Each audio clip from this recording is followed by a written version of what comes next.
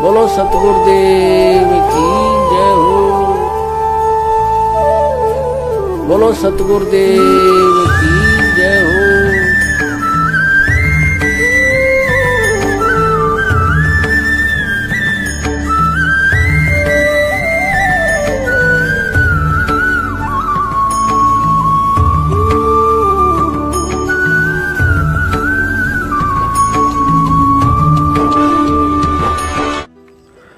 बंदी छोड़ सतगुरु रामपाल जी महाराज जी की जय हो।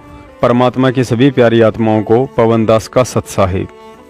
पुण्यात्माओं, पूर्ण परमेश्वर सतगुरु रामपाल जी महाराज जी ने भक्ति के विषय में एक बहुत ही गहरी बात कही है कि आप चाहे लाख जन्म कोशिश कर लो, चाहे लाखों जन्म बर्बाद कर दो, लेकिन आध्यात्मिकता के अनसुलझे रहस्य और सतभक्ति मार्ग पर आप तब तक अटल और अडिग होकर नहीं चल सकते हैं जब तक कि आप सच्चे सतगुरु की शरण में आकर सृष्टि रचना को ना समझ लें।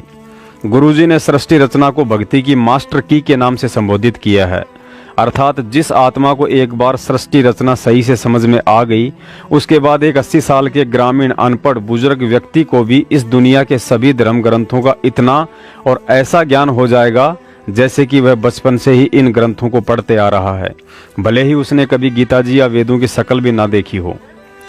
यहाँ एक और विशेष बात है जो ध्यान देने योग्य है।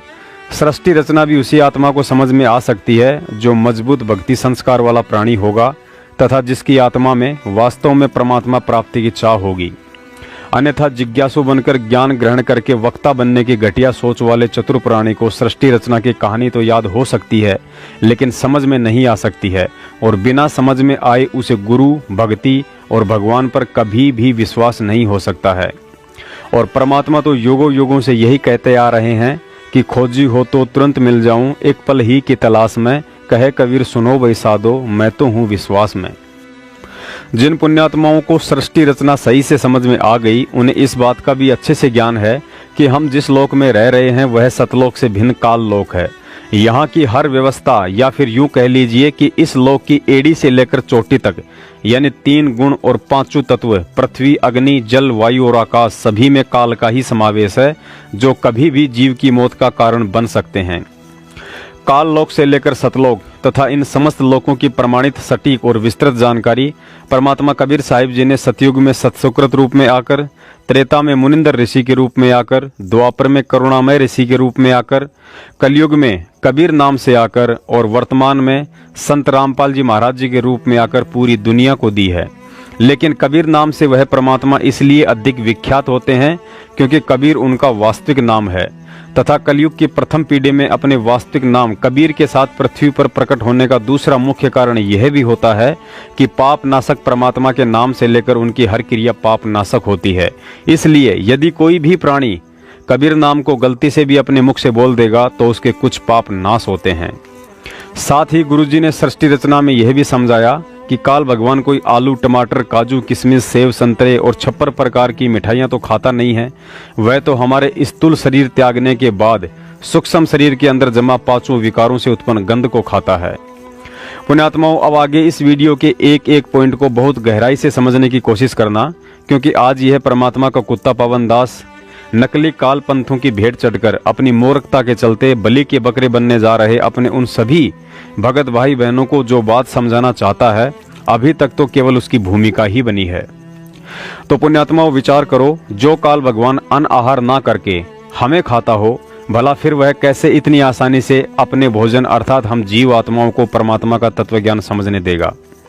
आज चौथा युग कलयुग है और इसी युग के लिए उसने स्वयं तवत्शिला पर परमात्मा से वचन लिया था कि परमात्मा 3 युगों तक आप सतलोक में कम ही जीव लेकर जाना, और जब चौथा युग कलयुग आए तब आप जितने मर्जी जीव ले जाना, मैं आपको कुछ नहीं कहूँगा। तो सोई हुई आत्माओं, आंखें खोलो, हम चौथे युग कलयुग में जी रहे हैं। आज काल भगवान की हमारे ऊपर चौतरफा नजर है। अब वो चद्दर ओढ़कर सोने वाला नहीं है। आज वह परमात्मा के सतमार्ग में रोड़ा और सतज्ञान में मिलावट करने के लिए साम दाम दंड भेद से परे कोई भी नीच से नीच और घटिया से घटिया स्तर अपना सकता है, और दोनों स्तर आज उसने अपना लिए हैं। सतमार्ग में तो स्वयं गुरु गद्दार सतलोक आश्रम मैनेजमेंट हरियाणा रोड़ा बना हुआ है, और सतज्ञान में मिलावट और उनकी वाणियों में हेराफेरी के माध्यम से अटवट करके जीवों को भ्रमित करने का ठेका नकली पंथों के हाथों में सौंप रखा है। कुछ पंथ तो पहले से ही अपनी उस सेवा को तनमन से करते आ रहे हैं, लेकिन हाल ही मदन पंथ नाम से एक और संस्था है जो काल प्रेरणा से इस सेवा में जुट गई है। आज आप लोग देख रहे हैं कि लोगों की मानसिकता को पढ़कर उनकी जेब हल्की करने के लिए ऑटो सेक्टर में हर महीने नई नई गाड़ियां लॉन्च हो रही हैं और कहा जाता है कि मारुति का न्यू मॉडल, टाटा का न्यू मॉडल। कहने का मतलब है उन गाड़ियों के थोबड़े के अलावा कुछ भी नया नहीं होता है।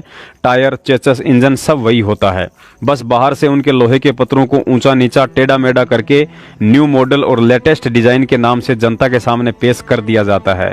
और भोली जनता उस कंपनी की मानसिकता और सत्यता को न पहचान कर खुश होती रहती है कि वाह क्या डिजाइन है, क्या कलर है, हेडलाइट कितनी मस्त है। लेकिन आपने किसी भी व्यक्ति को यह कहते नहीं सुना होगा कि वाह इसका इंजन कितना मस्त है। पुण्यात्माओं, कहने का मतलब है यह मदन पंथ भी उन्हीं काल पंथों का एक हिस्सा है। बस फर्क इतना है कि काल ने भक्ति मार्ग में जीवों को भ्रमित करने और भटकाने के लिए इसे उन गाड़ियों की तरह एक नए मॉडल और लेटेस्ट पंथ के रूप में लॉन्च किया है। मदन पंथ का इंजन अर्थात ज्ञान और भक्ति क्रिया ठीक वही है जो काल के अन्य पंथों की है, अर्थात नकली पंथों की तरह वही ढोलक पेटी वाले सत्संग, राधा स्वामी की तरह ना ही कोई आरती और ज्योति। सृष्टि रचना का तो इन्होंने खंडन कर ही दिया है कि सतलोक जैसी कोई जगह है ही नहीं। ये कहते हैं कि कबीर साहिब जी ने सतलोक की झूठी रचना धर्मदास जी की मूर्ति पूजा से आस्था हटाने के लिए सुनाई थी, मतलब भक्ति मुक्ति के दाता कबीर जी को ही झूठा घोषित कर दिया। इस मदन पंथ के फाउंडर वैराग्य साहिब के सत्संग यदि आपको समझ में आ जाएं तो हमें भी बताने की कोशिश करना। कहने का मतलब है इस मदन पंथ में जाना तो ऐसा है जैसे किसी रिश्तेदार की मौत के बाद वहां बैठक में जाते हैं। जाते ही दोनों तरफ से एक बार तो राम राम जरूर होती है, बाकी 10 मिनट में औरतों का रोना धोना समाप्त होते ही अपनी अपनी गाड़ी से वापस घर को आ जाओ। यकीन नहीं है तो इस पंथ के मुख्य प्रधान गुरु के सत्संग सुन लीजिए।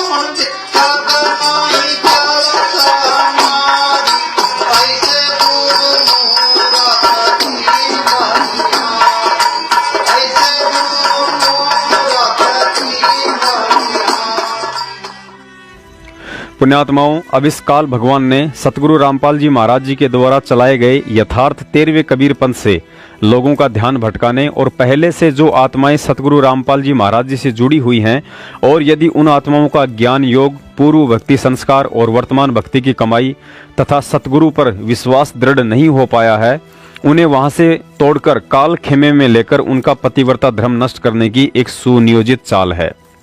शायद आपने कभी विचार नहीं किया होगा, भारतवर्ष में सैकड़ों की संख्या में कबीर पंथ और लगभग 20 करोड़ के आसपास कबीर पंथी हैं। इसके अलावा भी राधा स्वामी, जय गुरुदेव, धन सतगुरु, निरंकारी, ब्रह्म कुमारी आदि आदि अनेकों सुप्रसिद्ध पंथ हैं।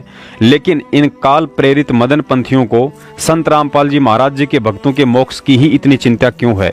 क्यों इसी पंथ की आत्माओं को तोड़ने की दिन रात भरकस कोशिश करते रहते हैं? क्योंकि वर्तमान में इस पूरी पृथ्वी पर कबीर साहिब का वास्तविक पंथ और मुक्ति का असली द्वार केवल सतगुरु रामपाल जी महाराज जी द्वारा चलाया गया 13वां यथार्थ कबीर पंथ है। यहाँ के अलावा वह वास्तविक तत्वज्ञान, समाधान, मंत्र और 5 यज्ञ ना ही तो दुनिया के किसी पंथ में है और ना ही सतगुरु रामपाल जी महाराज जी के अलावा यह भक्ति दान करने का कोई अधिकारी है, जो अधिकार आज से 650 साल पहले स्वयं कबीर साहिब जी के पास था। दूसरे पंथों में भक्ति पर लगी हुई आत्माओं को यह मदन पंथ इसलिए नहीं छेड़ता है क्योंकि वे सभी पंथ पहले से ही काल की परिधि में हैं। काल को चिंता केवल सतगुरु रामपाल जी महाराज जी से जुड़ी हुई आत्माओं को लेकर है कि इन्हें किस विधि और छल बल से सतभक्ति और मोक्ष मार्ग से अलग किया जा सकता है। सतगुरु रामपाल जी महाराज जी अपने सत्संगों में कहते हैं कि दास जो ज्ञान दे रहा है ये किसी डूम भाट के गीत नहीं, बल्कि ये वही तत्व ज्ञान है जो आज से 650 साल पहले आकर स्वयं परमात्मा कबीर साहिब जी ने दिया था। यदि मुझ दास का दिया हुआ होता तो 100 त्रुटियां मिल सकती हैं, लेकिन परमात्मा का ज्ञान है। दास केवल एक स्पीकर बनकर आप पुण्यात्माओं तक पहुंचाने के लिए उस परमपिता की नौकरी कर रहा है। पुण्यात्माओं, यहाँ आपको एक छोटा सा कंसेप्ट और क्लियर करना पड़ेगा। ये नकली मदन पंथी भोली आत्माओं का चतुराई से दिल जीतने के लिए सतगुरु रामपाल जी महाराज जी की स्वार्थवश हल्की सी प्रशंसा करते हुए कहते हैं कि संत रामपाल जी महाराज जी का बहुत बड़ा योगदान है कि उन्होंने दुनिया में कबीर जी को परमात्मा सिद्ध किया है। लेकिन संत रामपाल जी महाराज जी के पास मूल ज्ञान नहीं है, जो केवल मदन पंथ में है। अब ज्ञान ना हो पाने के कारण यह अटपट सुनकर भोली आत्माएं थोड़ी विचलित हो जाती हैं, लेकिन खुद इन कालदूत मदन पंथियों को ही नहीं पता है कि मूल ज्ञान किसे कहते हैं। पुण्यात्माओं, गुरुजी ने बताया कि विज्ञान शब्द का मूल अर्थ भी तत्व ज्ञान ही होता है, क्योंकि विज्ञान का मतलब होता है विशेष ज्ञान, और विशेष ज्ञान केवल तत्व ज्ञान ही होता है। मूल ज्ञान शब्द का मूल अर्थ भी तत्व ज्ञान होता है, क्योंकि मूल ज्ञान का मतलब होता है मुख्य ज्ञान, और वह मुख्य ज्ञान तत्व ज्ञान ही है। सुनिए गुरुजी के मुख कमल से। परमात्मा इस तत्व ज्ञान को देने के लिए स्वयं ही इस धरातल पर आते हैं और अपनी अच्छी आत्माओं को मिलते हैं, उनको तत्व ज्ञान से परिचित कराते हैं। तो यहाँ अब ये कलयुग का जो समय आ गया है, ये पीक टाइम है, ये प्राइम टाइम है, या बिचली पीटी है। और परमात्मा ने कहा था, धर्मदास मेरी लाख दुआई, ये सार शब्द की तबार ना जाई। सार शब्द एक तो मूल ज्ञान है। ये मूल ज्ञान जो दास आपको बता रहा है, ये तत्व ज्ञान है दिया हुआ कबीर भगवान का। दास तो एक है टेप रिकॉर्डर, और उसका भेजा हुआ दास है, उसका कुत्ता है। आप उसके बच्चे हो, आप धनी हो, आप धनियों की हानि हो रही है, चोर लगे हुए हैं, क्योंकि आप सत भक्ति ना करके नकलियां का फंसे हुए हो। इसलिए आपको भौंक भौंक कर जगा रहा है कि संभलो, जागो, तुम्हारी चोरी हो रही है, तुम्हारा अनमोल धन नष्ट हो रहा है। अब जो पुण्यात्मा होते हैं वो कुत्ते की आवाज को सुनकर धनी होते हैं, वो अवश्य जागते हैं। निर्धन तो पड़ा रहेगा, उसने सोचा 2 थाली पड़ी है, ठा ले जाएगा, को उठाओगा तो सोवन ठाटते। और जो धनी होते हैं वो अवश्य फड़कते हैं, यानी जो पुण्यकर्मी प्राणी है वो कहीं भी नकलियों के फंसे हैं, वो अवश्य फड़क रहे हैं इस दास की आवाज को सुनकर, क्योंकि ये सत्य पर आधारित है। वो केवल निराधार कथाएं सुना रहे हैं, वो दूसरे नकली पंथ और संत। तो पुण्यात्माओं, अब वो समय आ गया है।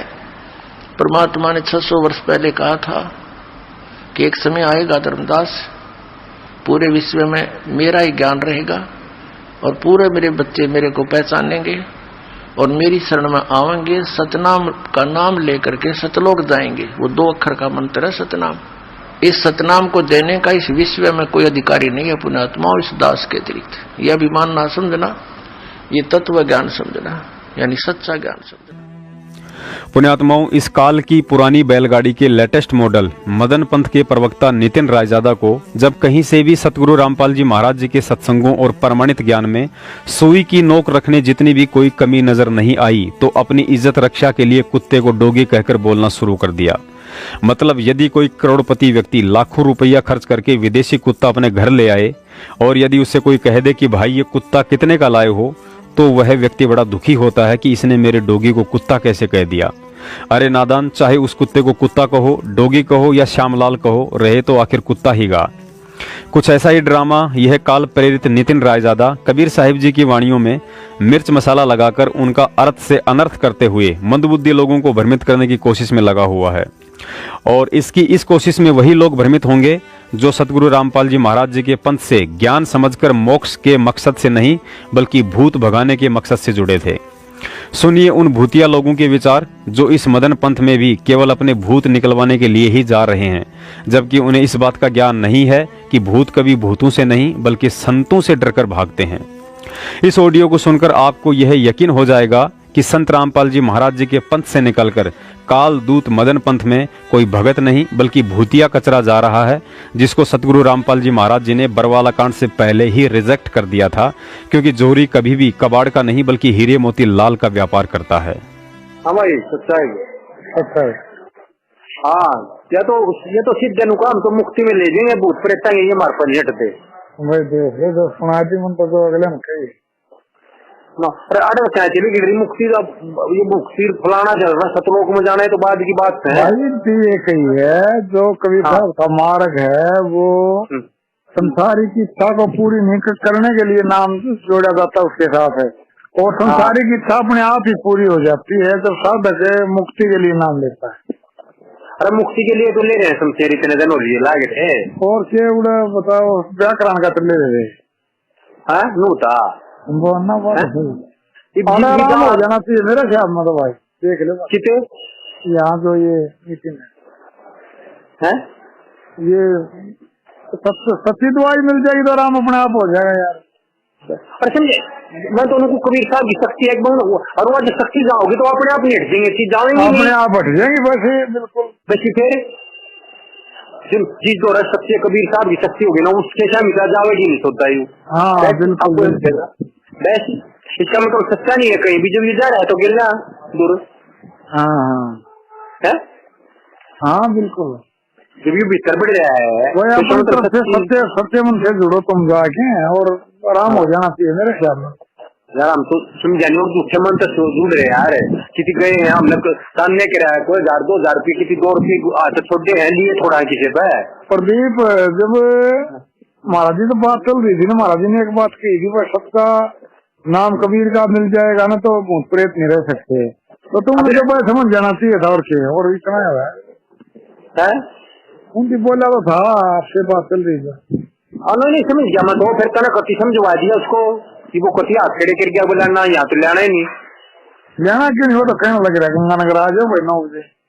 वो तो जल अंदर की गंगानगर उठा दे, गंगानगर की आगे उठा देगा तो आगे तो फिर मुंह थोड़ा का रहे हैं अगले में कमी थोड़ा कट डग रहे हैं किसी तू पथरियाला दौड़ चला जा पथरियाला नहीं कट अगले कमी कौन का रखा 2 पिक्चर में छोटा तंग कर रहा फलाना, उसने भी ये बात कहनी है। अरे झूठ क्या बताना वो वही मिलेगा वो जाल अंदर से अर्ली मॉर्निंग चलेंगे। उसने क्या तो दिया वो नाम में कौन धंधा है इससे तो गुरु नाम में नहीं धंधा है वो न्यू को है भाई। शुरू में ये 4 शब्द ये बोला बहुत परेशान जिक्र करेंगे जी हमने उसके ठीक करने का कर लेना है तो महाराज जी नाम देने से मना कर देंगे। तो तो ताप की बात करेगा पहले तो उसका ताप ठीक उतरेगा जब तो क्या ही बात करेगा वो मनु थोड़ा कह दूंगा मैंने मजिस्ट्रेट राज्य दंड है मेरे ताप से मैं ताप की बात करूंगा शमशेर। यदि तूड़ी की जरूरत है तो यार क्यों बोल दो आपको आ जाएगी तूड़ी तो तूड़ी की तो इच्छा भी ना रखो तो इच्छा क्यों रखते अगले तो तूड़ी की इच्छा नहीं होता इस तरह से कम हो रहा हो वो तो ऑटोमेटिक मेरे लिए है वह तो नहीं मिलती ना रोड़ा यूं है तो मिलने का हो रहा है और क्या देखो भरोसा करो देखो होगी तो यहाँ जरूर हो जाएगा। ये तो यूँ पूछो भाई आप भाई मेरे में तो कमी है नहीं मैंने तो बता दिया उससे यह एक बात थी मेरे अंदर कोई कमी नहीं है। ये तो ऐसा बताओ ना ऐसा करो फिर इनमें कमी है ले हाँ बस ठीक है ना। हाँ हमने वो पहले उड़ा हाथ जोड़ के परमात्मा ठीक सब मेरे पे को ना होता ये तो बतेरे हाथ जोड़ के देख लिए मैंने भी। हाँ सही बात ये तो हमने तो हाथ जोड़ के तो देख तो लिया बतेरे भाई ना कोई मेरे पे गलती हो गई है ये है फलाना है नाम रामपाल का तो कहना ही नहीं पड़ा भाई नाम खंडित हो गया किसी ठीक ही नहीं हुआ तो वो हमारे गलती हो गई ये झूठा खाया गया फलाना की गलती होगी बस लिखा पड़ा हुआ किसी और क्या बताइए तो कर लिए मैंने बतेरे ये काम तो ये तो मैं तो कहना पड़ा भाई मेरे में कोई कमी तेरे में हो तो तू बता मैंने तो यह बात कहनी पड़ा भाई और बतेरा वो कह रहा बतेरी वो कर ली तो बस मुर्गी अपनी जान से चली जा मियाँ जी स्वाद आओ चाहे ना हो चलो ला तो इससे बात कर मन सर करवा भाई। हाँ भी सत्ता है हाँ सत्ता यार महाराज जी से बात चल रही थी ना जब भी एक बात कही थी वह कबीर का जहाँ सत्ता नाम में लगा ना भाई वहाँ आराम हो जाएगा। तो ये तो इसकी परख भी हो जाएगी भाई सत्ता नाम इनके पास है किसके पास है। बिल्कुल ठीक बात है। अच्छा दूसरी इन्होंने कई बार गुरु जी का आगे आके ये न्यू कहोगे ना हमने तो जी पहुंच कटवाने महाराज जी बोला फिर नाम नहीं देंगे और ये न्यू कहोगे जी शुरू में 7 शब्द दे दो तो शुरू में 7 शब्द नहीं देंगे। शुरू में तो अक्षर का नाम दिया जाता है 6-7 शब्द लिखाया जाता अंतर में। ठीक है तो ये बता रहे हैं समझिए उल्टी पकड़ा है। तो वो न्यू कहा भाई ये तो अपने आप ही बाधाएं दूर हो जाती हैं जब उसकी भक्ति करते हैं ना। हाँ से भक्ति नहीं कर ली उसकी भाई उसकी वो सत भक्ति नहीं हुई होगी वह करो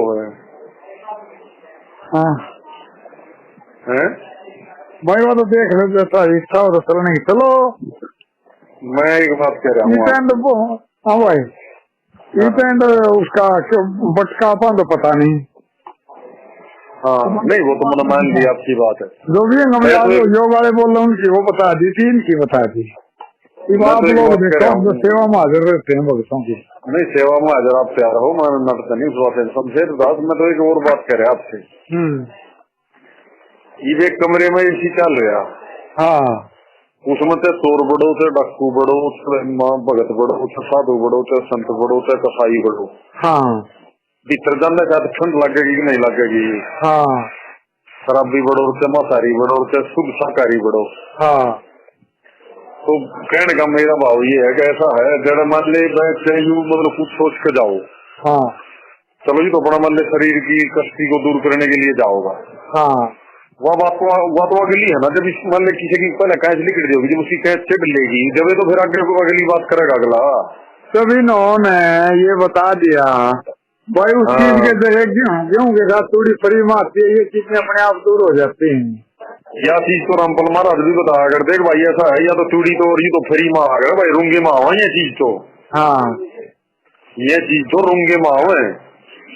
असली लड़ाई तो असली भक्ति तो मुक्ति के लिए है भाई। ये संसारिक लाभ और ये मतलब ये तीनों ताप कटने बोले ये तो रूंगे में है। वह भी कहा कर रहे हैं बात, तो वह बात ये कह रहे हैं। इसके साथ साथ ये एक चीज और भी तो कह रहे हैं ना। हाँ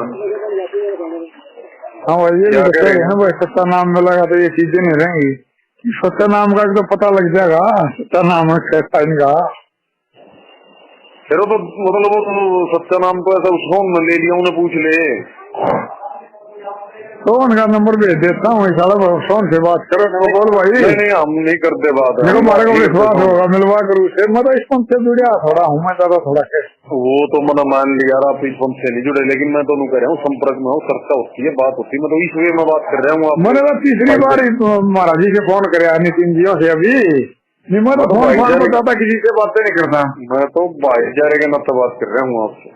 हाँ तो मैं क्या कर सकूँ, मैंने तो जैसी स्थिति ऐसी बता दी आप लोगों को, अपना सोचना है क्या करना है। मैं समझ गया कैसा है। जब ये कहे बस जब सच्चा नाम में लगा दिए तो आप तो बात जाएगी।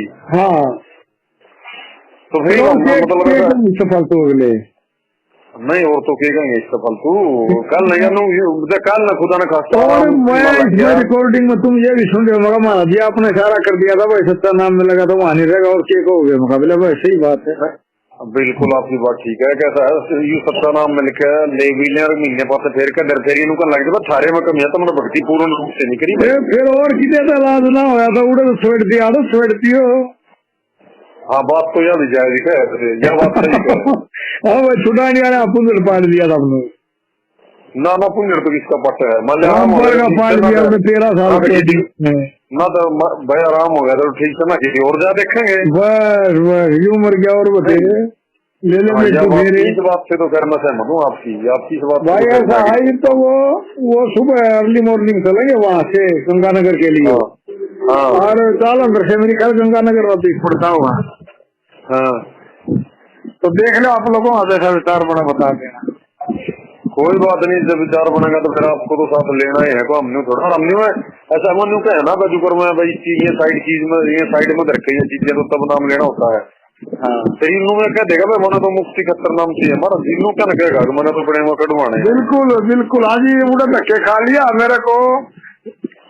जो संसारिक सुख चाहिए थे या परमात्मा की प्राप्ति उसकी कोई झलक दिखाई नहीं दी, सीधी बोल देगा दोनों चीज आ जाएंगी। हाँ ना संसारिक सुखों की झलक है ना परमात्मा मिलने की झलक है। बात तो यही ना। और बड़े दयाल सुनते हैं वो मेरे को देखा ना वहाँ डेरा बस्ती में इनके जो गुरु जी है नितिन जी के बहुत वहाँ पर काम करते हैं आश्रम में। मतलब बड़े दयालु संत हैं। दयालु के उड़े तरह के उन्हें पूछने जी आड़ेगा मैं कौन है। अच्छा अच्छा हमने कौन है। चलो कोई नहीं चीजों मैं करता हूँ बात। हाँ भाई ठीक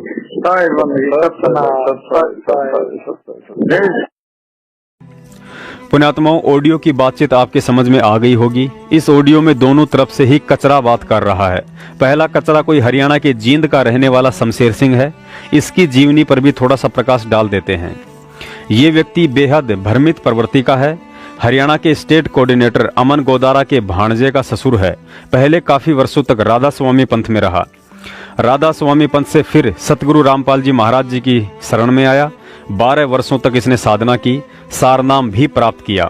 सारनाम लेने के बाद भी बीड़ी पीने की आदत नहीं छोड़ी तो सतगुरुदेव जी ने इसे आश्रम से बाहर कर दिया। काफी मिन्नतें की तो गुरुजी ने इस मंदबुद्धि पर दया करके इसे पुनः अपने चरण कमलों में जगह दी। लेकिन बरवाला कांड के बाद काल एजेंट सतलोक आश्रम मैनेजमेंट की भक्ति विरुद्ध हरकतों के कारण इसने अपनी बुद्धि दोष के चलते सतगुरु रामपाल जी महाराज जी में दोष देखना शुरू कर दिया और काल प्रेरणा से धीरे धीरे उनसे अलग हो गया और अब उनकी बुराइयां करने लगा। कुछ समय यूं ही भटकता रहा। फिर इसकी मुलाकात हरियाणा के एक व्यक्ति R.K. भूरिया जी से हुई, जो वर्तमान में हैदराबाद शहर में रहते हैं, जो विहंगम योग संस्था से जुड़े हुए हैं। जब शमशेर ने भूरिया जी से विहंगम योग के विषय में कुछ अच्छा सुना तो भाई साहब ने अपनी पोटली उठाकर विहंगम योग में दाखिला ले लिया। साल भर ही हुई थी कि किसी ने शमशेर को अब मदन पंथ के बारे में बताया कि मदन पंथ अच्छा पंथ है, तो भाई साहब अब अपनी पोटली उठाकर मदन पंथ में जाने की तैयारी में है। मदन पंथ के बाद अब आगे किस पंथ में जाएगा, या मदन पंथ वाले इसे खुद ही महंत बनाकर जींद हरियाणा में अपने एजेंट के रूप में बैठा देंगे, इसकी जानकारी भी आपको साल भर में मिल ही जाएगी। काम धंधे की बात करें तो शमशेर सिंह जींद के किसी भूतपूर्व मंत्री की कोठी पर एक ऑफिस लेकर बैठते हैं, जहां से 12वीं पास लड़के लड़कियों को कुछ कमीशन लेकर प्राइवेट बैंक में नौकरियां दिलवाते हैं। पुण्यात्माओं, ऊपर की या 2 नंबर की कमाई की बात करें तो शमशेर सिंह जी 2 नंबर के पैसों को किसी ट्रस्ट के माध्यम से मोटा कमीशन लेकर 1 नंबर में तब्दील करवाते हैं। मुझदास को भी इसने काफी लोभ लालच देने की कोशिश की और कहा कि जयपुर से कोई ऐसी मोटी पार्टी पकड़ो जिसके पास 2-3 करोड़ 2 नंबर का पैसा हो, उसका पैसा व्हाइट मनी में तब्दील कर देंगे और आपको भी 50-55 लाख रुपए मिल जाएंगे। मैनेजमेंट का पीछा छोड़ो और अपने बच्चों पर ध्यान दो। आड़ोसी पाड़ोसी या रिश्तेदारों की बात करें तो लोग इन्हें क्रेक समझते हैं। क्रेक का मतलब हरियाणा में हाफ माइंड व्यक्ति को कहते हैं, देसी भाषा में आधा पागल इंसान भी कह देते हैं। शकल से आपको लग भी रहा होगा। कहने का मतलब है इस ऑडियो में सामने वाले को स्वयं कह रहा है कि यदि मदन पंथ में आपके भूत नहीं भागते हैं तो किसी और पंथ में चले जाना, और इसी बहाने इस मदन पंथ की भी पहचान हो जाएगी। अर्थात यदि आपके भूत भाग गए तो समझो मदन पंथ का नाम सच्चा है, और यदि नहीं भागे तो मदन पंथ भी नकली है। पुण्यात्माओं, अब आपके समझ में आ गया होगा कि लोग इसे क्रेक क्यों कहते हैं। कबीर साहिब जी ने संत की पहचान ज्ञान से करना बताई है, भूत भगाने से नहीं। बीच में शमशेर सिंह को दास एक सलाह दे देता है कि भाई शमशेर सिंह, दाढ़ी बढ़ा लेने से इंसान का ज्ञान योग नहीं बढ़ जाता है। मदन पंथ खुद भूत है तो भला इस भाई का भूत कहां से निकाल देंगे। हाँ, साल भर में इनका मूत जरूर निकाल देंगे, क्योंकि भूत कभी भूतों से नहीं बल्कि संतों से डरकर भागते हैं। चाहते तो इनका भूत सतगुरु रामपाल जी महाराज जी की शरण में आने से भी निकल सकता था, लेकिन यह भक्ति ज्ञान को समझकर मोक्ष करवाने की है। अतः उस अंतर्यामी सतगुरु को पहले से ही पता था कि इनका मकसद केवल अपने भूत निकलवाने का ही है, भक्ति करने का नहीं है। सच्चे संत की शरण में आने से पहले छल बल को त्यागना होता है, फिर उसके भूत ही नहीं बल्कि उनके पितरों को भी परमात्मा मानव जन्म देकर अपनी शरण में लेकर मोक्ष कर देता है। मैं मदन पंथियों से निवेदन करता हूं कि कचरे का एक और कण आपकी संस्था में आने की सोच रहा है, अपने गंदे तालाब में इसे अवश्य जगह देना, वरना बाहर रहेगा तो बदबू मारता ही रहेगा। इसके अलावा यह भ्रमित व्यक्ति कबीर सागर के पेज नंबर 123 से एक वाणी उठाकर उसे जबरन ईर्ष्यावश सतगुरु रामपाल जी महाराज जी पर फिट करने की कोशिश कर रहा है और कहता है कि संत रामपाल जी महाराज जी तो हंस मुनि की आत्मा है। इस वाणी में लिखा है कि गरीबदास पंथ में एक हंस मुनि नाम का दूत आएगा जो अपने आप को कबीर कहलाएगा और लाखों जीवों को नरक में ले जाएगा। पुण्यात्माओं, जिस मंदबुद्धि प्राणी शमशेर सिंह को 12 साल से कबीर की शरण में रहते हुए कबीर समझ में नहीं आया, उसे कबीर सागर कैसे समझ में आ सकता है। पहली बात तो ये कि सतगुरु रामपाल जी महाराज जी ने कभी नहीं कहा कि मैं कबीर हूँ या मुझे कबीर कहो या मैं कबीर का अवतार हूँ। उन्होंने सदा अपने आप को कबीर का दास, गुलाम, नौकर आदि कहकर संबोधित किया है। ये तो इस तत्व ज्ञान को समझकर हम भक्तों ने उन्हें पहचाना है कि वर्तमान में कबीर साहिब जी सतगुरु रामपाल जी महाराज जी के रूप में आए हुए हैं। स्वयं कबीर साहिब जी का विधान है कि गुरु गोविंद कर जानियो रहिए शब्द समाए, मिले तो दंडवत बंदगी नहीं पल पल ध्यान लगाए। पुण्यात्माओं, गुरु जी ने कुंज पक्षी के विषय में बताया कि कुंज एक ऐसा पक्षी है जो समुद्री तट पर अंडे देकर अपने झुंड के साथ भोजन की तलाश में हजारों किलोमीटर दूर दूसरे देश के लिए उड़ान भर देता है और अपनी विशेष कसक के साथ अपने अंडों को ध्यान में रखते हुए उन्हें सेता रहता है। 2-3 महीने बाद जब कुंज पक्षियों का झुंड वापस समुद्री तट पर आता है तब तक उन अंडों से बच्चे निकल चुके होते हैं। फिर भी वह कुंज पक्षी अपनी उस कसक के द्वारा उन हजारों बच्चों के झुंड से अपने अपने बच्चों को तुरंत पहचान लेते हैं। तो भाई शमशेर सिंह जींद वाले, हम उस कुंज संत सतगुरु रामपाल जी महाराज जी के बच्चे हैं। जब 650 साल के लंबे अंतराल के बाद वे हमें नहीं भूले तो भला हम उन्हें कैसे पहचानने में गलती कर सकते हैं। और कभी सतलोक में बैठकर तो कभी हिसार जेल में बैठकर वे अपने बच्चों की ऐसे ही परवरिश करते हैं जैसे कुंज अपने अंडों की। सुवटा खाली रह गया, सुवटा कहते तोते को, पार पहुंचा नाही, ऐसे राम राम प्राणी कहे वो जम की नगरी जाही। जिसके अंदर कसक ने ऊपर तो मंत्र जाप करते हैं, कहते हैं वो सूट तोते की तरह रटला रहे हैं। सुवटा पढ़े सुभान गति, अंदर नहीं उचारे, कुंज कुरल अंड पोख है ये कोस 100 हजारे। कुंज कुरल हरि हेत जप अलल पंख गैनारे, हृदय शुद्ध शरीरे सरिये कच्छप दृष्टि निहारे। कितना अच्छा ज्ञान दिया, कितना एक सटीक उदाहरण दिया परमात्मा ने, एग्जाम्पल दिया है कि सुआ पढ़े सुभान गति, स्वाभाविक पढ़ रहा है तोता तो, अंदर नहीं उचारे, और कुंज कुरल अंड पोख है ये कोस 100 हजार। इधर जो ये कुंज आती है ना, कुंज सर्दियों इनमें वर्षा के दिनों में कुंज आती है, कुंज पक्षी होते हैं, और वो इधर बहुत दूर से आती है, हजारों कोस दूर से हैं। कोई इटली साइड से कहता है, कोई कहीं से, जैसा भी हमने उदाहरण को समझना है। वहाँ अधिक सर्दी होती है, जिस क्षेत्र में अधिक बर्फ गिरती है वहाँ वो क्या करती हैं, वो अंडे वहाँ पैदा कराती हैं कुंज पक्षी, और वहाँ से ये चल पड़ती हैं इधर जहाँ नॉर्मल टेम्परेचर होता है और जहाँ उनको आहार प्राप्त होता है, यहाँ आ जाते हैं। तो वो क्या करते हैं, आप हमने देखा वो, क्योंकि विशेषकर ये धान धुन होते थे पहले, उन धानों को खाने के लिए कुंज ज्यादा पहुंच जाती थी। तो वो क्या करती थी, एक पल भी बोलने से बंद नहीं होती थी, कुरल कुरल कुरल कुरल न्यू करती रहती थी। वो अपने अंडों की कसक में उन अंडों की तरफ उनकी एक विशेष तरंग जाती थी हृदय से कि मेरे बच्चे कहीं मर ना जा, मेरे बच्चों का क्या होगा। तो वहां से वो अपनी उस तरंग से, उस कसक से, उस कुरलाहट से, और वहां हजारों कोस दूर यानी 2-3 हजार किलोमीटर दूर बैठी भी उन अंडों को वो पोष रही थी, पोख रही थी। जैसे एक तो पक्षी अंडों के ऊपर बैठकर उनको पोषण करता है, जैसे ये कबूतर है, कौवे हैं, इस तरह के पक्षी, और वो वहां से अपने अंदर की तरंग से, कसक से, कुरलाहट से, किलबिलाहट से उन 1000 कोस दूर अंडों को पोषण पहुंचा रही है उस कसक से, और उनके अंडे वे फिर बच्चे बन जाते हैं। जब वो वापस जाती हैं अपने उस कसक की तरंग की सेटिंग तय, अपने अपने बच्चों के पास वो ऑटोमेटिकली मिल जाती है, वो भूल नहीं करती। तो यहाँ परमात्मा समझाना चाहते हैं आदरणीय गरीबदास साहिब जी, जिनको भगवान मिले, और भगवान परमेश्वर कबीर जी ने इनको अपने ही पाने का विधान बताया। वो क्या बता रहे हैं, सूटा पढ़े सुबान गति, अंदर नहीं उचारे, कुंज कुरल अंड पोख हैं ये कोस 100 हजार। दूसरी बात, गरीबदास जी महाराज जी के बाद सतगुरु रामपाल जी महाराज जी तो इस कबीर पंथ में एकमात्र ऐसे सच्चे सतगुरु आए हैं जिन्होंने कबीर पंथ में नई जान डाली है। गरीबदास जी महाराज जो मंत्र और सत्ज्ञान दिया करते थे, उन मंत्रों को और सत्ज्ञान को गलत तथा उन्हें लुप्त करने वाला व्यक्ति हंस मुनि दूत था। तथा उन मंत्रों को और ज्ञान को उसने वर्तमान के छुड़ानी धाम वालों तक भी नहीं पहुंचने दिया।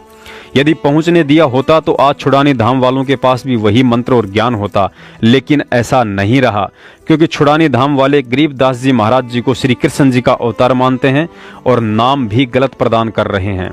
अतः शमशेर सिंह जी से निवेदन है कि आप छुड़ानी धाम में जाइए और वहां के भगवा वस्त्रधारी महंतों से पूछिए कि गरीबदास जी के बाद और स्वामी राम देवानंद जी से पहले छुड़ानी में और कौन कौन संत हुए हैं। शायद उन्हीं संतों में से कोई हंस मुनि वाला दूत आपको मिल जाए।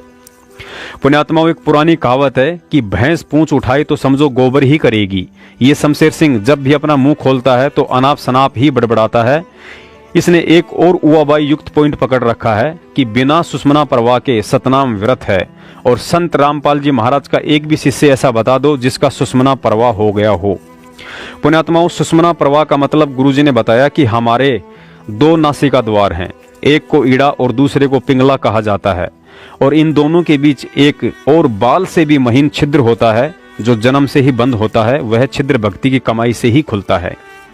पुण्यात्माओं, विचार करना, आप में से कितने भगत हैं जो नाम दीक्षा से पहले बीड़ी, सिगरेट, हुक्का आदि का सेवन किया करते थे, या नहीं भी करते थे तो दूसरों के करने के कारण यदि आपके नाक में धुआं चला जाता था तो आपको कोई विशेष दिक्कत नहीं होती थी, क्योंकि आपका सुषमना द्वार बंद था। मतलब वह धुआं केवल आपके ईला और पिंगला द्वार से ही शरीर में जाता था। लेकिन सतगुरु रामपाल जी महाराज जी से नाम दीक्षा लेने के बाद ही आपको उस धुआं से इतनी नफरत क्यों हो गई है? क्यों आप उस धुआं के एक कण से भी इतने परेशान हो जाते हो? आपको उल्टी करने को जी करता है, क्योंकि अब आपका वह तीसरा छिद्र सुषमना द्वार खुल चुका है। और रही बात सुषमना के प्रवाह के महसूस करने की, तो गुरुजी ने इसके विषय में भी हमें स्पष्ट तौर पर समझा रखा है कि बच्चों, यदि देखने दिखाने से ही मोक्ष होना होता तो यह दास आपको कब का सब कुछ दिखा चुका होता, जो ये नकली पंथ वाले सुबह शाम 2-2 घंटे आंख कान बंद करवा कर दिखाते हैं। इसके अलावा जब हम अपने सतगुरुदेव जी को बंदी छोड़ कहते हैं तो शमशेर सिंह को बिजली का सा झटका लगता है, और कई बार इसको भक्तों के साथ बेवजह बड़बड़ाते हुए सुना भी है कि आपका गुरु बंदी छोड़ है तो कैद में क्यों है?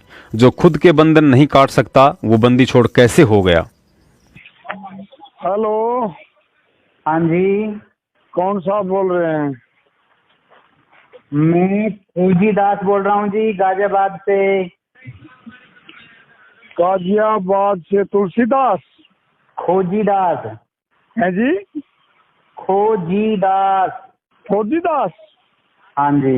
नाम ही फौजी रखवा लिया? हाँ जी, नहीं खोजी दास। खोजी दास, अरे वाह वाह वाह। हाँ खोजी दास जी, आदेश करो। आपका नाम जी? शमशेर सिंह। शमशेर सिंह विहंगम? विहंगम योगी जी, हरियाणा। भगत जी, गुरुजी से नाम सार नाम लेके भी आप अपना रास्ता छोड़ गए? सार नाम किसे? गुरुजी से आपने सार नाम लिया था ना? अरे कौन से गुरुजी? रामपाल जी महाराज, परमात्मा। परमात्मा जी। अरे आपको शर्म नहीं आती है कैदी को परमात्मा कहते हुए? वो कैदी नहीं है, आपको शर्म आनी चाहिए। आप क्या क्या बोल रहे हो? गुरुजी से सार नाम ले अरे लिया? अरे कमाल कर दिया तुमने।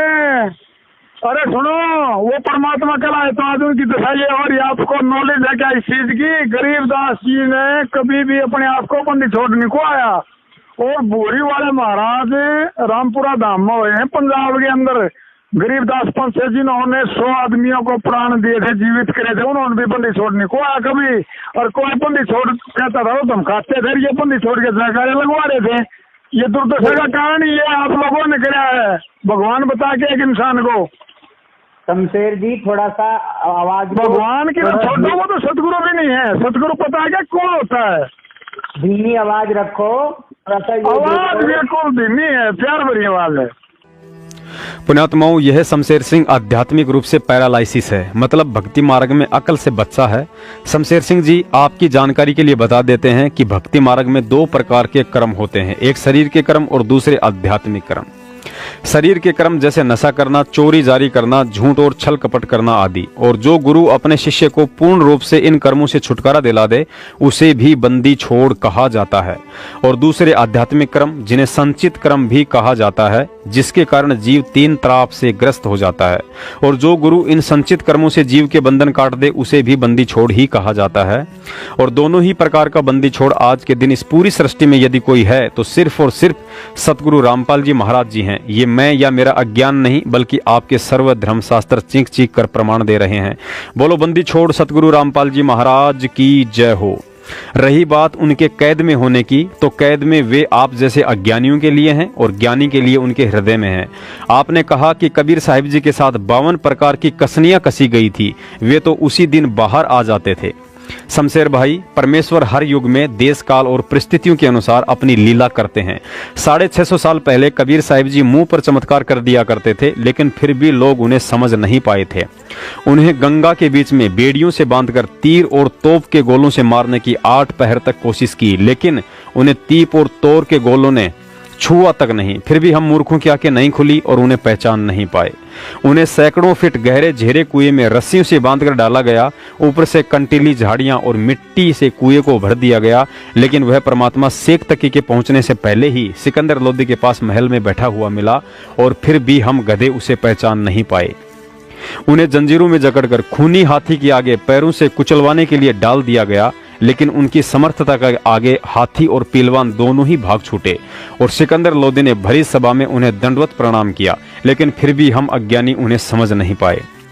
उन्हें बदनाम करने के लिए 18 लाख लोगों को काशी में कबीर भंडारे के नाम से जमा कर दिया गया और उस समर्थ ने 3 दिन तक सभी को मोहन भोजन खिलाया, लेकिन फिर भी हम नालायक उन्हें समझ नहीं पाए।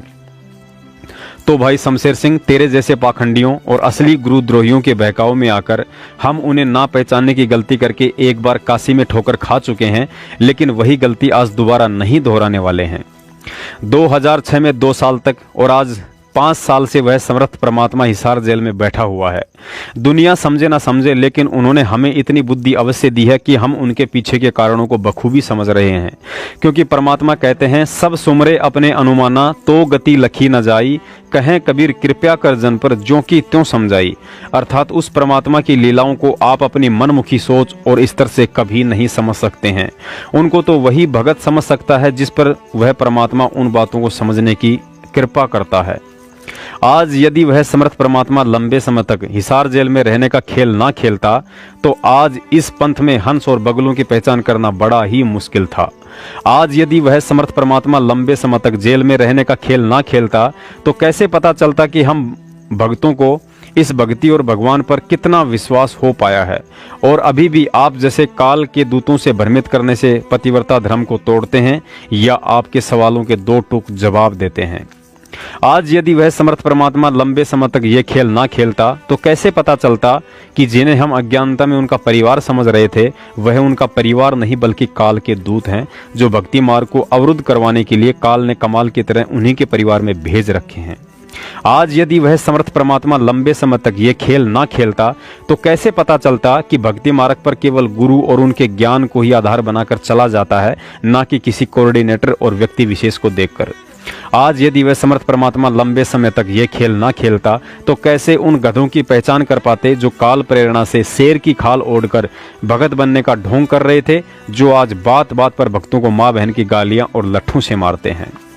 भाई शमशेर, जब उस परमात्मा ने हाथी पर बैठकर काशी में लीला की थी, तो तेरे जैसे अज्ञानी पुरुष आज जिस कबीर साहिब को परमात्मा कहते हैं, उस समय भड़वे की संज्ञा दे रहे थे। लेकिन वो भड़वा नहीं था, बल्कि उन नकली शिष्यों के ज्ञान की परीक्षा ले रहा था कि जो मेरा होगा वह समझ जाएगा और जो नकली होगा उसका भार मेरे सिर से उतर जाएगा। गरीबदास जी महाराज जी ने बताया कि भड़वा भड़वा सब कोई कहे, कोई न जाने खोज, दास गरीब कबीर करम यो बाटे सिर का बोझ। ठीक इसी प्रकार आज यदि वह समर्थ परमात्मा लंबे समय तक जेल में रहने का खेल ना खेलता, तो कैसे तेरे जैसे सिर के बोझ को संगत से अलग करता, जो 12 साल की भक्ति और सारनाम लेने के बाद भी उन्हें समझ नहीं पाया कि यही वर्तमान का कबीर है। रही बात 650 साल पहले कबीर परमेश्वर जी द्वारा हर घटना के समय प्रत्यक्ष चमत्कार दिखाने की, तो उसका भी एक गहरा कारण था। 650 साल पहले शिक्षा का अभाव था और आम व्यक्ति पर नकली धर्म गुरुओं और पंडितों का अधिक प्रभाव था। कबीर साहिब जी ने ज्ञान से बहुत समझाने की कोशिश की थी, लेकिन कोई उन्हें समझ नहीं पाया था। हम 64 लाख परमात्मा की विशेष आत्माएं थीं, जिनके लिए वह परमात्मा यहाँ आया हुआ था। परमात्मा ने सोचा कि वर्तमान में शिक्षा के अभाव में ये भोली आत्माएं मुझे समझ नहीं पाएंगी और बिना समझे ये सतलोक नहीं जा सकते। अतः परमात्मा ने उसके लिए आज पिछली पीढ़ी का समय निश्चित किया। लेकिन आज पिछली पीढ़ी तक हम जीव आत्माएं कैसे पहुंचे, इसके लिए परमात्मा ने उस समय प्रथम मंत्र देकर हमें लगातार 10-15 मानव जन्म देना भी अनिवार्य था, जो बिना उनकी भक्ति और उनको गुरु माने बिना असंभव था। इसके लिए परमात्मा ने उस समय प्रत्यक्ष चमत्कार करने पड़े, ताकि एक बार हम उनकी भक्ति से जुड़कर मानव जन्म प्राप्त करते हुए पिछली पीढ़ी तक पहुंच जाएं। और इतिहास गवाह है, काशी, बनारस या दिल्ली में जब जब शेख तकी ने परमात्मा पर अत्याचार करवाए, उसी समय परमात्मा ने चमत्कार किए और हजारों लाखों लोग उन चमत्कारों को देखकर कबीर साहिब जी से नाम दीक्षा लिया करते थे। जैसे कमाल को जीवित करना, कमाली को जीवित करना, तेल के कड़ाही की तासीर को ठंडा करना, झीरे कुएं में दबाने के बाद भी बाहर मिलना, खूनी हाथी से भी ना मरना, मरी हुई गाय और बछड़े को जीवित करना आदि। अंतर्यामी को पता था कि आज भले ही इन्हें चमत्कार से जोड़ रहा हूं, लेकिन 650 साल बाद पिछली पीढ़ी में जब इन्हें अक्षर ज्ञान हो जाएगा और धर्मशास्त्रों से मेरी पहचान कर लेंगे, तो फिर मुझे चमत्कार करने की जरूरत नहीं पड़ेगी। उस समय इन आत्माओं के लिए मेरा तत्व ज्ञान ही सबसे बड़ा चमत्कार होगा। तो शमशेर भाई, लगता है आपकी शंकाओं का समाधान हो गया होगा। और रही बात बंदी छोड़ कहलाने की, तो आज आप जिस कबीर साहिब को बंदी छोड़ कहते हैं, जब वही कबीर साहिब 650 साल पहले अपने आप को बंदी छोड़ और जगत गुरु कहा करते थे, तो उस समय भी आप जैसे अज्ञानियों को ऐसे ही मिर्ची लगा करती थी कि ये धानक का छोरा कैसे अपने आप को बंदी छोड़ कह रहा है। जब रामानंद जी ने कबीर साहिब जी से उनकी जाति पूछी और कबीर साहिब जी ने कहा कि जाति हमारी जगत गुरु, परमेश्वर है पंथ, तो गुरु जी कहते हैं कि रामानंद जी गुस्से में आकर जमीन से 2 फीट ऊंचे उछले कि तू धानक का लड़का अपने आप को जगत गुरु कह रहा है। लेकिन जब समझ में आया तो वही 2 फुट उछलने वाला पंडित उनके चरणों में मत्था टेक कर रोया करता था। पुण्यात्माओं, वीडियो थोड़ा लंबा अवश्य है, लेकिन धैर्य बनाए रखिए। आज परमेश्वर इस मदन पंथ वालों के द्वारा जो भ्रमणा फैलाई जा रही है, उन सभी शंकाओं का विस्तार से समाधान करवाएंगे। आजकल इस मदन पंथी नितिन ने अपनी अज्ञानी टीम के द्वारा सतलोक के विषय में एक भ्रमणा फैलानी शुरू कर दी है कि सतलोक में पूर्ण मोक्ष नहीं है, जबकि संत रामपाल जी महाराज जी कहते हैं कि सतलोक में पूर्ण मोक्ष है। पुण्यात्माओं, दास ने पहले ही जिक्र कर दिया था कि जिस व्यक्ति को सृष्टि रचना का सही से ज्ञान हो गया, वह व्यक्ति साक्षात काल भी आ जाए तो भी भ्रमित नहीं हो सकता है। फिर काल के कुत्तों की तो औकात ही क्या है। यह हमारा घमंड या अहंकार नहीं, बल्कि सतगुरु के वचनों पर हमारा अटल विश्वास बोल रहा है। पुण्यात्माओं, सतलोक में 3 ताप, 3 गुण, सुख सुविधाएं, जन्म मरण, रोग शोक आदि के हिसाब से पूर्ण मोक्ष क्षेत्र है। इस बात को अच्छे से जानने के लिए हमें आगे इस वीडियो को गहराई से समझना है। हालांकि गुरुजी ने अपने सत्संगों में सारा भेद खोल रखा है, लेकिन कमी हमारी ही रहती है कि हम उनके सत्संगों को समझ नहीं पाते हैं। जिस प्रकार एक बेरोजगार व्यक्ति के लिए बेरोजगारी से सरपंच का पद उत्तम होता है, सरपंच के पद से विधायक का पद उत्तम होता है, विधायक से मंत्री का पद उत्तम होता है, मंत्री से मुख्यमंत्री का पद उत्तम होता है और मुख्यमंत्री से राज्यपाल का पद अति उत्तम होता है, क्योंकि मुख्यमंत्री मात्र 5 साल के लिए होता है, जबकि राज्यपाल की सेवा अंतिम समय तक सरकार की ही जिम्मेदारी होती है। सेवानिवृत्त होने के बाद भी राज्यपाल को कोई काम नहीं करना पड़ता है, उसे मुफ्त सरकारी आवास, गाड़ी और नौकर उपलब्ध होते हैं। कहने का मतलब है वह हर तरह से सुखी होता है। पुण्यात्माओं, अब आप उस बेरोजगार व्यक्ति के बेरोजगार पने से लेकर राज्यपाल वाले पद के सुखों के अंतर की तुलना करेंगे तो ऐसा लगेगा जैसे एक भिखारी और देवता में होता है। लेकिन राज्यपाल के पद अंतिम सुख और इच्छाओं का अंत नहीं है। राज्यपाल से ऊपर 3 पद और हैं, देश का गृह मंत्री, देश का प्रधानमंत्री और देश का राष्ट्रपति। इन तीनों में भी राष्ट्रपति का पद देश का सर्वोच्च सम्माननीय पद है। वह देश का प्रथम नागरिक अर्थात राष्ट्र का पिता होता है।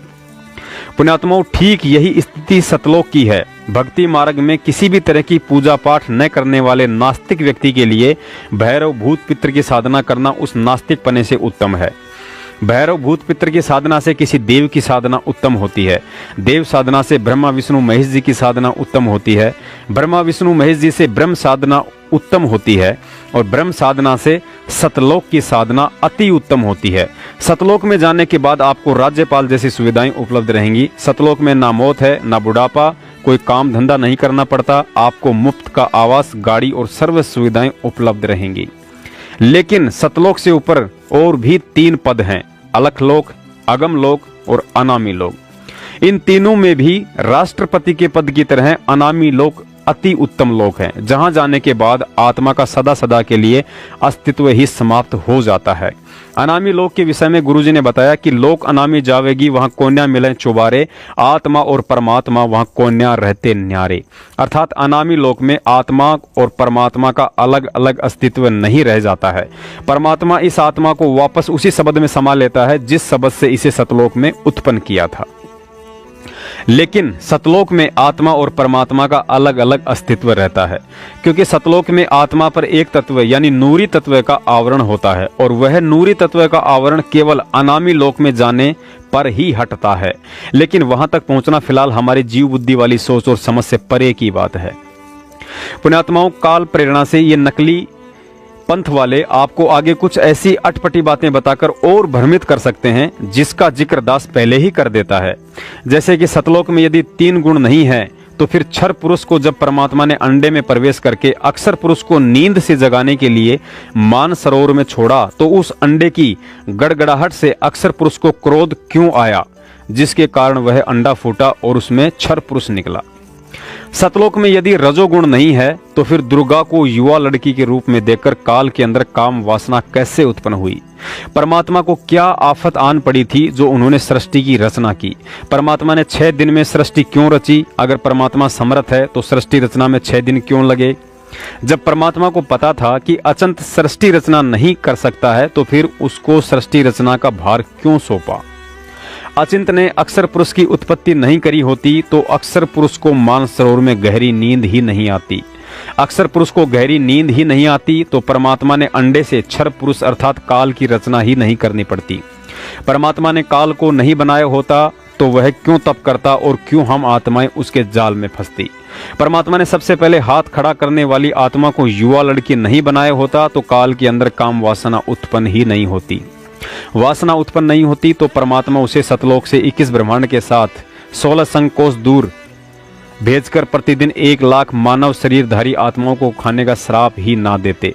श्राप नहीं देते तो काल हमें तवत शिला पर भून कर नहीं खाता। आदि आदि अनेकों ऐसे सवाल हैं जो व्यर्थ और बेफिजूल के हैं।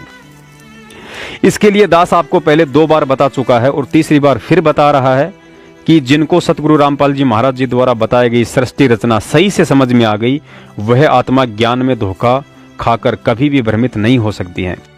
तो पुण्यात्माओं, यदि इस खाली दिमाग शैतान के घर मदन पंथियों द्वारा सृष्टि रचना को लेकर घड़े जा रहे उन फालतू के सवालों के जवाब देने होते तो स्वयं बंदी छोड़ सतगुरु रामपाल जी महाराज जी ने अपने सत्संगों में कब के दे दिए होते। और उससे पहले यदि इन व्यर्थ के सवालों के जवाब देना उचित समझते तो कबीर परमात्मा ने 33 अरब वाणियां बोली हैं, उनमें पहले ही जवाब दे चुके होते।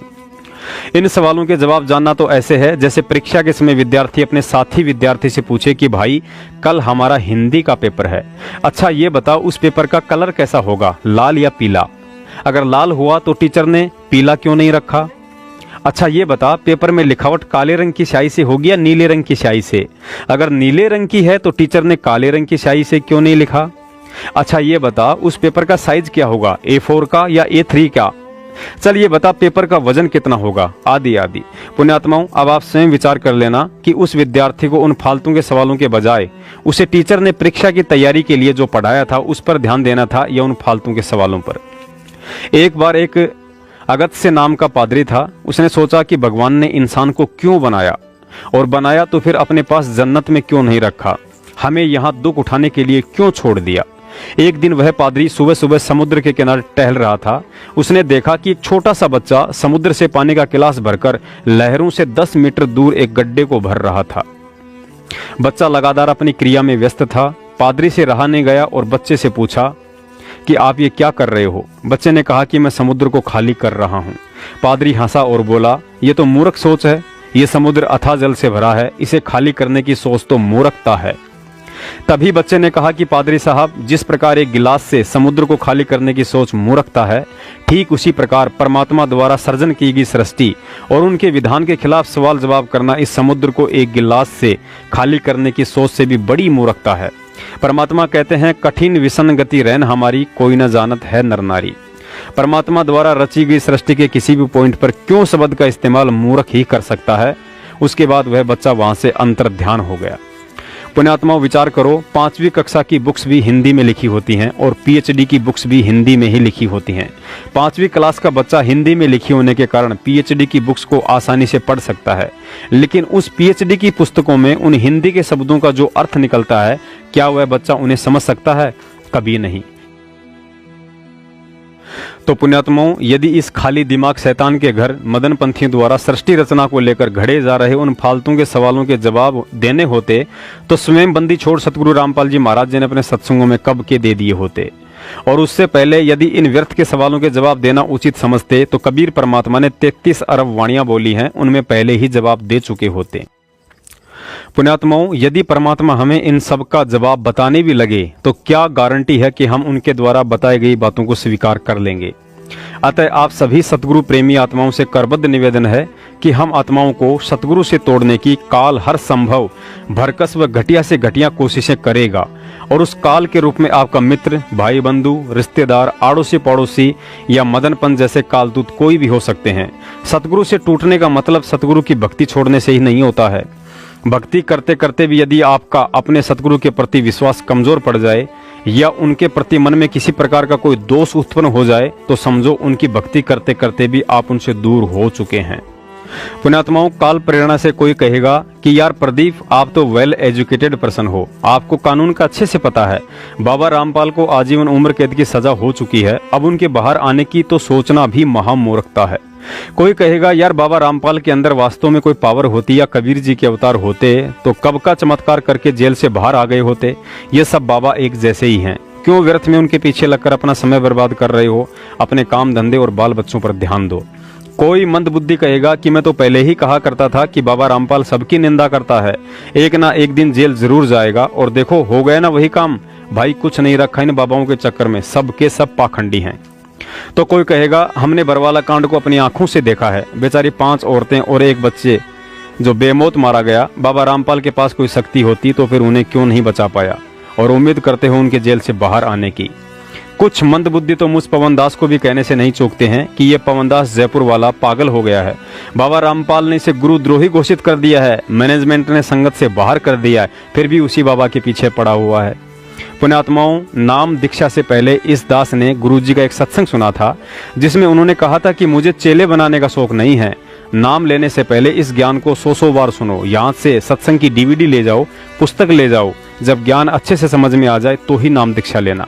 यदि नाम दीक्षा लेने के बाद तुमने किसी के कहने सुनने से या अन्य किसी कारण से अपने गुरु में दोष देख लिया तो ना घर के रहोगे ना घाट के।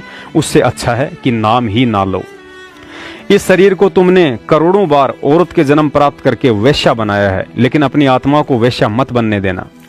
शरीर से सैकड़ों कसम हो सकते हैं, लेकिन आत्मा का एक ही कसम होता है, और जिसे भी बनाओ सोच समझ कर बनाओ। पुण्यात्माओं, उसके बाद गुरुजी कहते हैं कि करोड़ शीश तूने दे दिए यम राजा की फेंट, एक शीश देकर देख ले सतगुरु अपने की भेंट।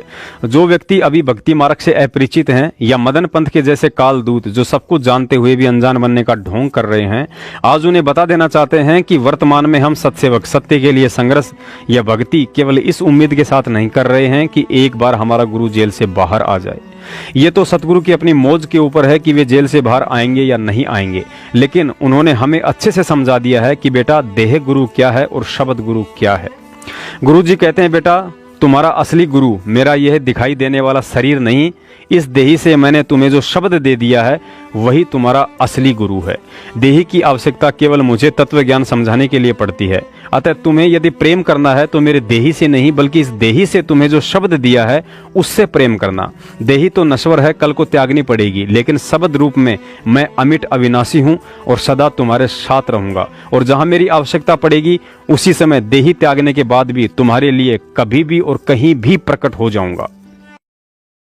तो यहाँ कहते हैं निज तन सम सुत जन सुत परिजन धन स्वप्न स्नेही, भीड़ पड़े कोई काम न देही।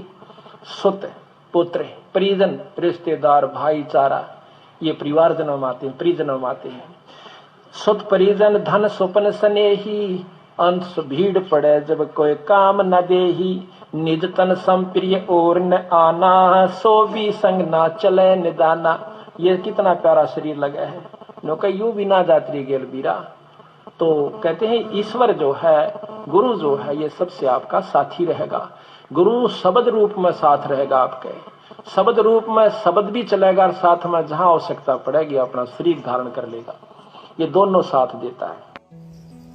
पुण्यात्माओं, इस बात को और अधिक गहराई से समझाने के लिए कि कल को मेरे देह त्यागने के बाद मेरे बच्चों के मन में काल किसी प्रकार की कोई शंका पैदा ना कर दे कि गुरुजी ने तो मुझे केवल प्रथम मंत्र या सतनाम ही दिया है और देह त्याग दी, अब मुझे सारनाम कैसे मिलेगा और बिना सारनाम के मोक्ष कैसे हो पाएगा। पुण्यात्माओं, गुरुजी ने हमारी प्रत्येक शंका के लिए अपने सत्संगों में सैकड़ों उदाहरण देकर छोड़ रखे हैं। कमी केवल आप और हमारी ही है कि हम उन सत्संगों के मर्म को समझ नहीं पाते हैं। इस शंका के समाधान के लिए गुरुजी ने भूमड़ भगत की कथा सुनाई थी और कहा था कि गरीबदास जी महाराज जी ने छुड़ानी में देह त्यागने के बाद अपने भूमड़ भगत के लिए सहारनपुर उत्तर प्रदेश में पुण्य देही धारण करके 35 साल तक उसके साथ उसके बाग में रहे थे।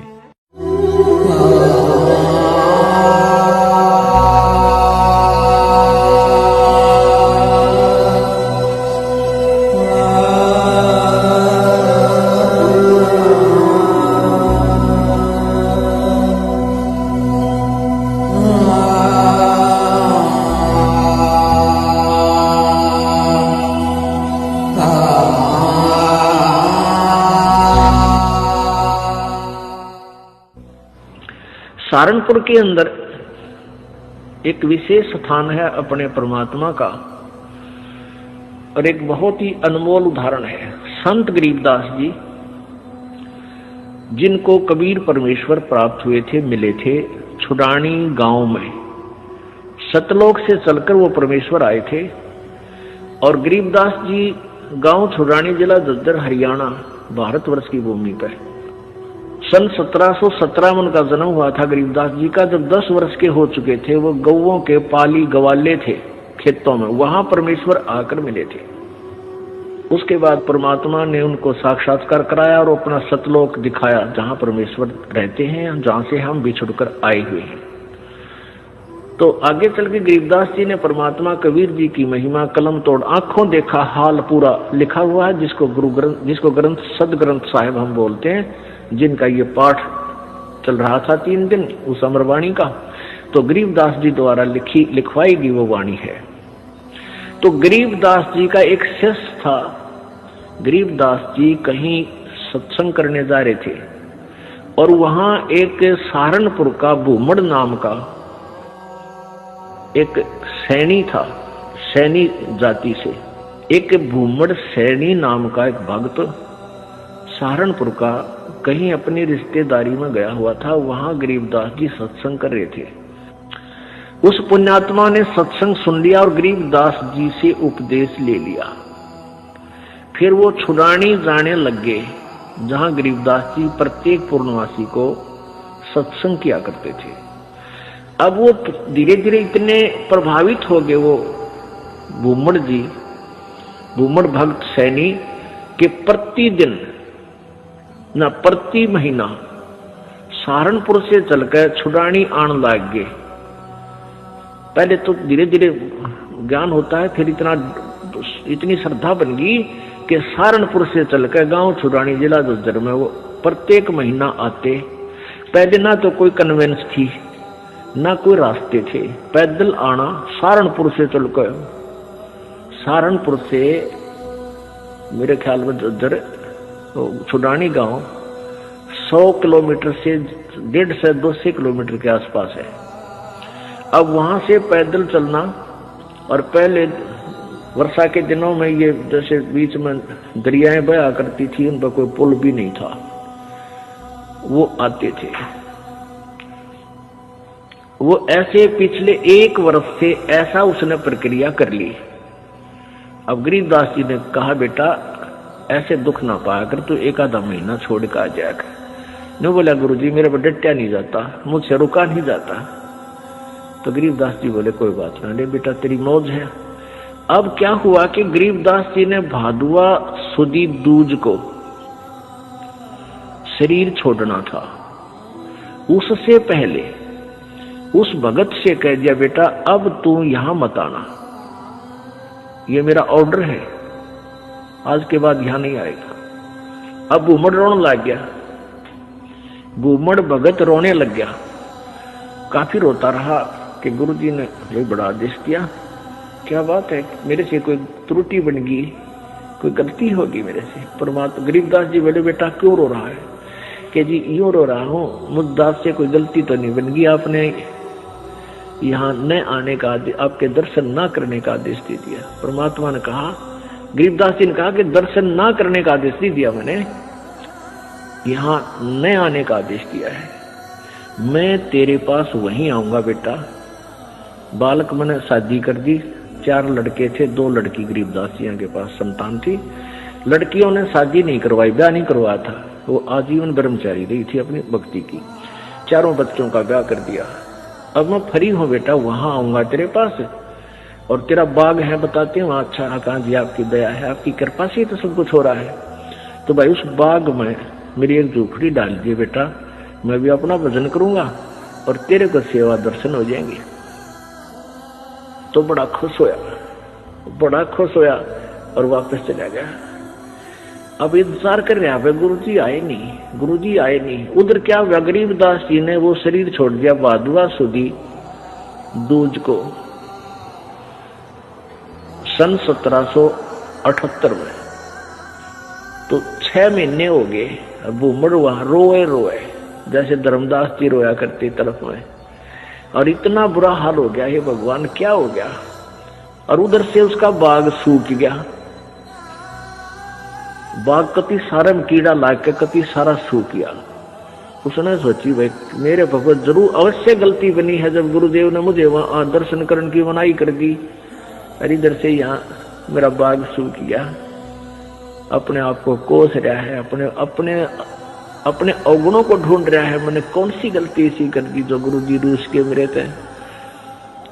तो 6 महीने रोता रहा। बसंत पंचमी के दिन गरीबदास जी भादुआ में शरीर छोड़ गए। बसंत पंचमी के दिन उसी शरीर में 61 साल की आयु के शरीर में, और वह भूमड़ के घर पर जाकर सच्चाई बोल दी। अब भूमड़ चरणों में पड़कर खूब रोया, है भगवान मन तने सोच ली थी कि मेरे से कोई गलती बन गई, गुरुदेव आप रुष्ट हो गया, पाए कोई ना। गरीबदास जी बोले भाई कोई बात ना बेटा, थोड़ा सा लेट हो गया, मैंने काम हो गया था। और भाई मेरा जो ना उस बाग में झोपड़ी डाल दे, जो तेरे बाग है ना, यहाँ घर में तो मैं नहीं रह पाऊंगा, वहां के एकांत में भगत भजन कराया तुम्हें। तो भूमड़ बोला महाराज जी वहां तो बाग तो सूख गया। गरीबदास जी बोले सूखे बाग में झोपड़ी डाल दे मेरी, कोई बात नहीं। अब गुरु जी की आज्ञा पाकर उसने वहां एक झोपड़ी, एक हट बना दी फूस फास डाल के। हफ्ते पाछे वो सारा बाग हरा भरा हो गया।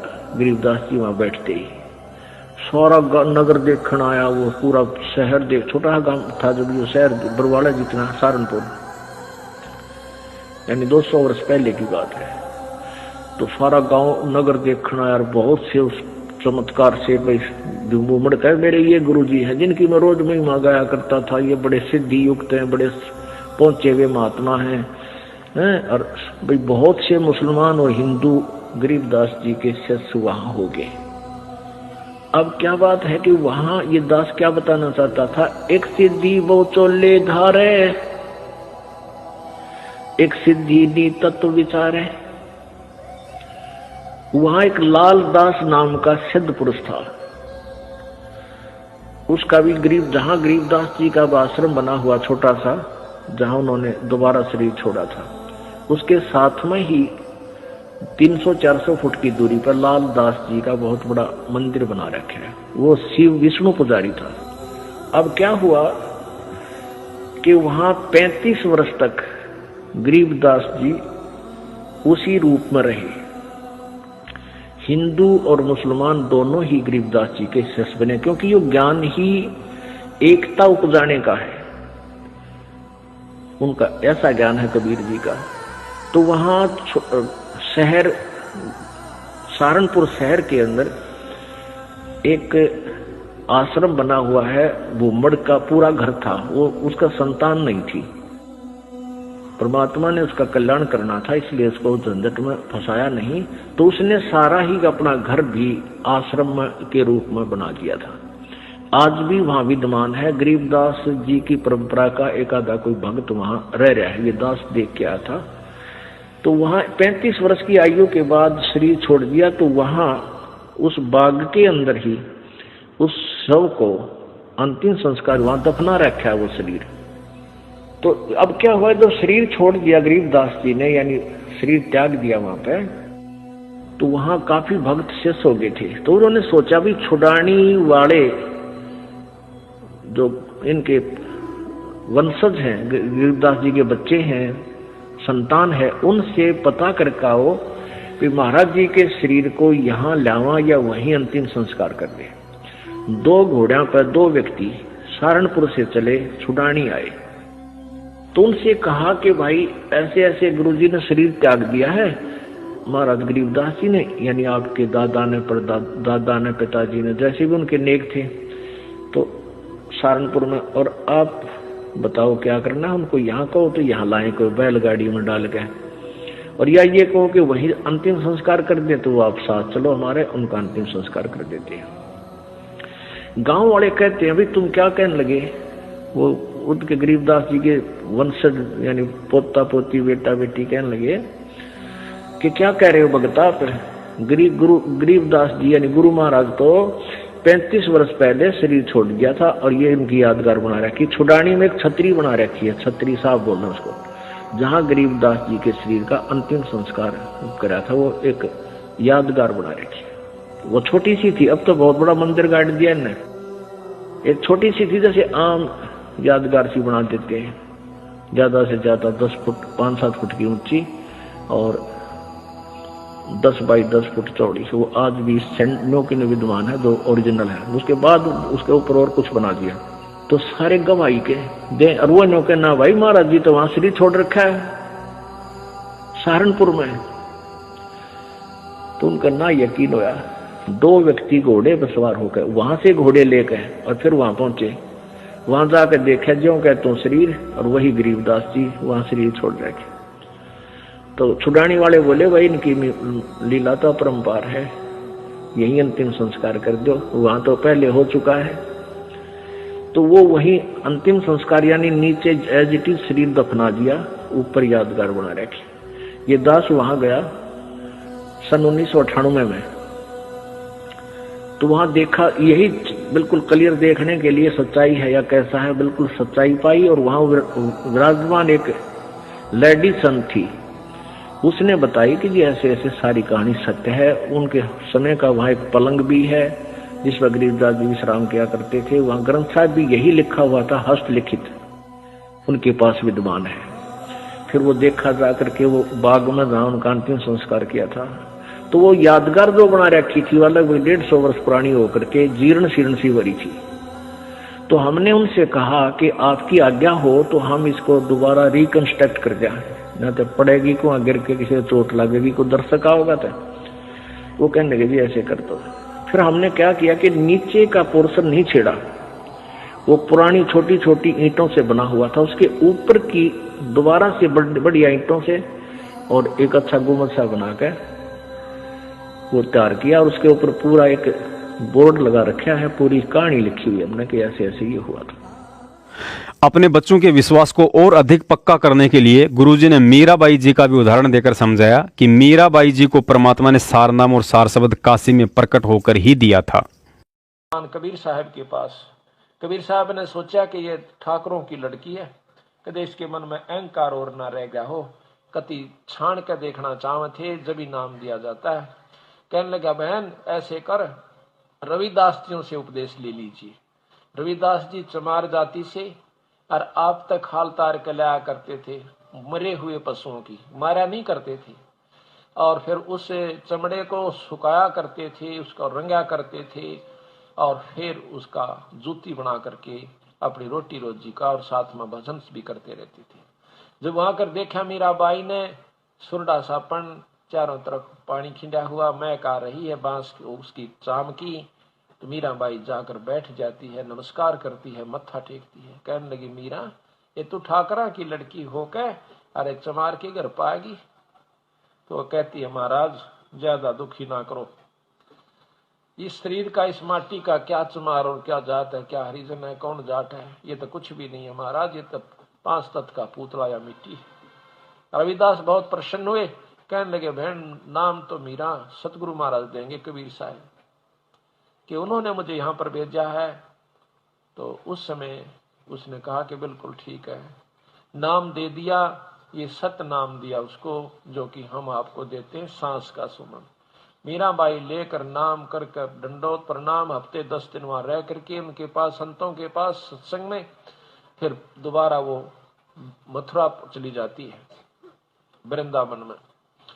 तो वहां जाकर के भजन कर रही थी, उसका समय थोड़ा रह गया था। उस समय कबीर साहब प्रकट होते, महाराज जी आए, आओ महाराज जी आओ। महाराज जी बड़े दर्शन दिए, कहने लगा मीरा मैं तेरे को असली नाम देने के लिए आया हूं, सार नाम सार शब्द।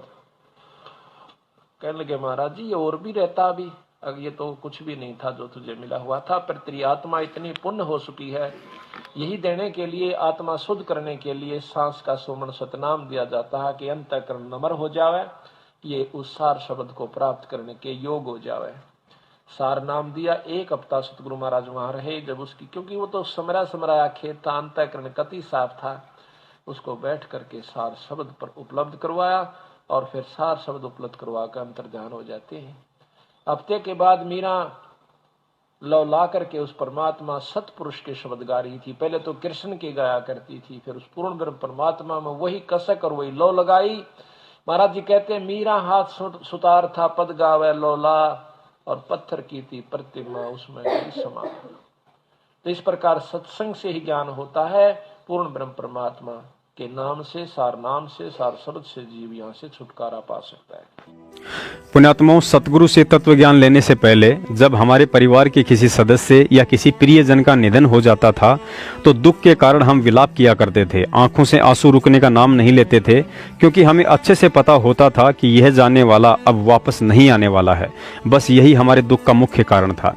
लेकिन अविनाशी सतगुरु के साथ ना ही ऐसा होता है और ना ही हमें सोचना है, क्योंकि सतगुरु देह त्यागने के बाद जब चाहे तब कभी भी और कहीं भी प्रकट हो सकता है, और चाहे तो एक ही समय अपने प्रत्येक भगत के पास प्रकट हो सकता है, शिष्य चाहे लाखों की संख्या में हो या चाहे करोड़ों की संख्या में। क्योंकि जब 1000 कला वाला काल भगवान अपने 1000 रूप बना सकता है और 10,000 कला वाला अक्षर पुरुष अपने 10,000 रूप बना सकता है, तो हमारे सतगुरुदेव बंदी छोड़ सतगुरु रामपाल जी महाराज जी तो अनंत कलाओं के भगवान है, वे क्या नहीं कर सकते हैं। इसीलिए कहा गया है कि सतगुरु जो चावे सो कर दे, भ्रम पड़ो मत कोई, और सेऊ धड़ पर शीश चढ़ाया, पाछे करी रसोई। तो पुण्यात्माओं, दास का यही निवेदन है कि हम सब गुरुजी के रहते सहते इस तत्व ज्ञान से इतने परिपक्व हो जाएं कि हमें भक्ति मार्ग पर दृढ़ होकर चलने के लिए गुरु ज्ञान के अलावा किसी भी बैसाखी की जरूरत ना पड़े। हमें उन कच्चे हीरों में शामिल होकर अपने गुरु को दुखी नहीं करना है जिन्होंने आज सतलोक आश्रम मैनेजमेंट हरियाणा को अपनी बैसाखी बना रखा है। पालतू जानवर की तरह उनके हर आदेशों पर अपनी पूंछ हिलाते रहते हैं। इस वीडियो के अंत में दास उन सभी फर्जी सारनामधारियों को गुरुजी का एक 2 मिनट का सत्संग सुनाकर उनसे एक सवाल करना चाहेगा। पहले सुनिए सत्संग। कबीर ये माया अटपटी सब गट आण अड़ी, और किस किस न समझाऊं या कुआ भांग पड़ी। तो यहाँ हम सभी एक का कुएं का भांग पिए फिर रहे। वो परमात्मा आता है, हम उसके भी जूते मारते हैं, उसको बुरा कहते हैं, नकलियों का स्वीकार करें बैठे हैं जो आसपास भी नहीं भगवान के। अब कहने का दास का तात्पर्य है कि इस दास के स्थान पर ये सोच लो परमात्मा बैठे हैं, और फिर हम कैसे व्यवहार करेंगे उस भगवान से जिसके लिए हम तड़प रहे हैं। ऋषियों ने शरीर गाल दिए भगवान पाने के लिए, यदि वो मिल जाए तो हम उसका कैसे व्यवहार करेंगे। तो ये आपने रिहर्सल करनी पड़ेगी। इस दास को डला समझ लो, एक पत्थर समझ लो बोलता हुआ, लेकिन यहां नू सोच लो हम भगवान से मिलने जा रहे हैं। तो जैसा व्यवहार आप यहां करोगे ऐसा ही स्वप्न में आपका बनेगा। मृत्यु के बाद आपको ऐसा होगा जैसे स्वप्न। और वहां भगवान दास के रूप में पहले आपकी परीक्षा लेगा, बाद में ऊपर सिलेक्ट करेगा, ले जाएगा सतलोक।